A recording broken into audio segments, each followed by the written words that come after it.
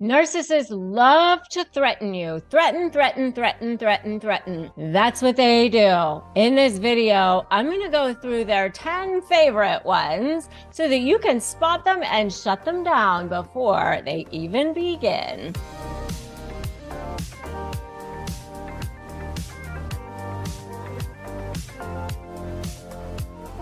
Hey there, I'm Rebecca Zung. I am a narcissist negotiation expert. I'm also an attorney. I've been recognized by US News as one of the top attorneys in the country. And I've written a couple of best-selling books, Negotiate Like You Matter and Breaking Free, Step-by-Step Divorce Guide. I also have a brand new one, and it's in pre-order now. And you can grab it before anybody else can at slaythebully.com. And if you pre-order it now, you can get early access to the entire manuscript and a whole lot of other bonuses early for free. So go check that out at slaythebully.com. Make sure that you have subscribed to this channel and hit that notification bell because I release brand new videos every single day. So now let's talk about the narcissist's top 10 favorite threats. They are so silly with their little threats that they throw around. You know why I know that they're silly? Because every time I would have somebody come into my office as an attorney and people would be scared to death and go, oh my God, they threatened this, they threatened that. I'd be going, oh, you know what? That is just a bunch of crap. Just telling you that right now. But number one is they're going to divorce you or leave you. A lot of times, first of all, let them go. They're doing you a favor if they do that. But a lot of times they do that. They don't want to do that because their fear is of abandonment. They're like push, pull, push, pull, push, pull. That's what they do. They push you all the way to the brink and then they pull you back because their biggest fear is of abandonment. Do you know that? They don't actually want that, but you know, they constantly are threatening that. All right. So that's number one. Number two is threatening to cheat on you. Isn't that lovely? You know, I'll go get my whatever from somewhere else because they want you to constantly be on edge. I'll go get my sex from somewhere else. I'll go get my love from somewhere else. Everybody else loves me better. Everybody else thinks I'm amazing. Everybody else thinks that I'm full of more beautiful or whatever. I'll get my attention from somewhere else. Even if they don't actually say it, they imply it a lot of times, you know, because they want you to be on edge. They want you to feel like you're always at the brink. I'll get my validation from somewhere else. They want you to feel like you better be on your best game. They want you to feel insecure. So they want you to feel threatened at all times. Feel threatened. Even if they don't actually say it, they want you to feel it. Number three is not nice. Number three is really not nice. Number three is they'll threaten to kill themselves or hurt themselves. And they do this, especially a lot of times, like if you say you're going to leave them or after you leave them, they put the little DMs because they want you to feel guilty, not nice. You know, especially if they've been extremely emotionally abusive. This is a way to pull you back in, suck you back into that vortex of hell.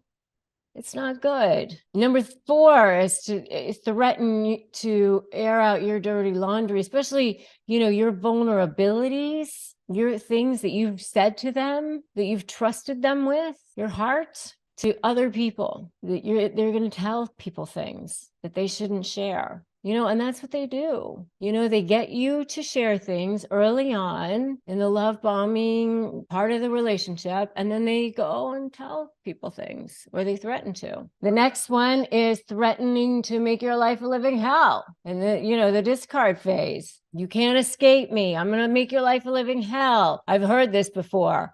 I've heard you're going to live on the street. You're going to have no money. You're going to be begging on the street. This is all a bunch of crap, especially, you know, if they owe you alimony and things like that. If there's money in the case, you know, they're not going to be able to do that. I had a case one time where the husband would say things like that. And, you know, it's not true. Threatening to stalk you, harm you. By the way, if that's the case, you need to call the police, get the help and protection that you need, you know, make sure that you take care of yourself. I do also have phrases for disarming narcissists. which you can get at disarmthenarc.com. 15 key phrases for disarming narcissists. Disarmthenarc.com. And we do have a free private Facebook group, Narcissist Negotiators with Rebecca Zung, which you can get access to. And if you need therapy and you don't have access to it, betterhelp.com/Rebecca Zung is a place that you can go to get therapy. It's a partner that we have. We receive commissions. It doesn't cost you any extra. We just want you to have access to help and support that's trusted. So betterhelp.com/Rebecca Zung. Number 7 is threatening to never speak to you again. How is that a threat? You go, yeah, okay. How do I make sure this happens for sure? That's what you say. Okay. That's what you should be saying. Number 8 is threatening to turn people against you. Like that smear campaign, which I have a video on how to shut down a narcissist smear campaign, which you should definitely check out. Number 9, threatening to call the police. This is an interesting one because a lot of times they threaten to call the police when they're the ones who need the police called on them. And I've actually seen this before where they were the ones that needed the police called on them, and then they did call the police. So be very careful about that. And number 10, this is the one where, everybody's always scared about this, threatening to take your kids away because they know that's your Achilles heel. They know that's the one thing you definitely don't want. And let me tell you, it is more than likely never going to happen. People who've been the worst don't have their kids taken away from them. And you guys know that that's true. Courts don't want to take kids away from their parents. They're not going to take your kids away from you, more than likely. I mean, you'd have to be pretty darn bad for courts to, completely remove parental rights from a parent. But, they say these things. They say, you're never going to have your kids again. You're going to lose your house. You're not going to have any money. You're going to be out on the street. Or, if it's a business situation, you're going to lose your house. You're going to lose your business, rather. You're going to lose all of these things. Just remember that whatever your rights are under the law, you're going to continue to have your rights under the law. You can't take those things away. And they are very fear-based individuals. They don't have true power.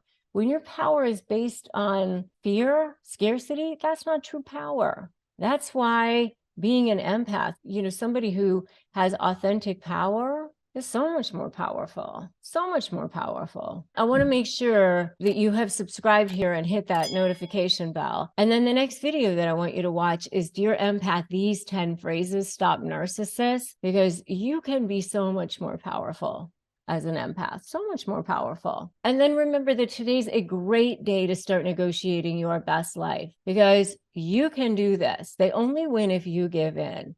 And there's no reason to do that because you are the more powerful one. You are the stronger one.